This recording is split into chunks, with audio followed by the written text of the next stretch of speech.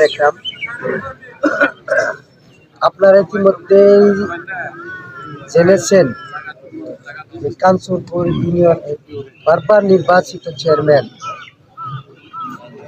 হারুনুর রশিদ, অনেকে হারুনুর রশিদ বললে অনেকে চিনে না, হারু চেয়ারম্যান নামে ওনাকে সবাই চিনে। ওনার দ্বিতীয় সন্তান, দ্বিতীয় ছেলে আব্দুল হামিদ খান মানু গতকাল একটা অ্যাক্সিডেন্ট জনিত কারণে ইন্তেকাল ফরমাইছেন। সকলেই বলি ইন্না লিল্লাহি ওয়া ইন্না ইলাইহি রাজিউন।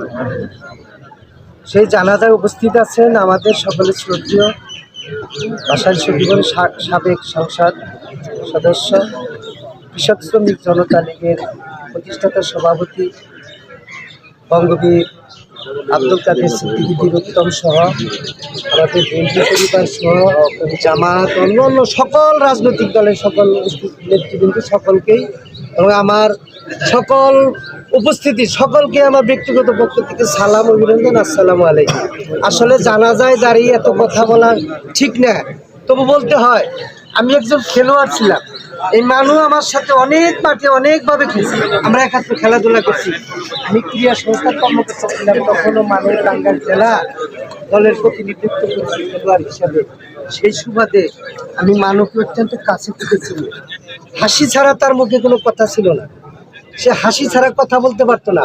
আর এত বিনয়ী, এত নম্র ভদ্র আজকালের সমাজে এই মানুষ ছিল যে অতুলনীয়।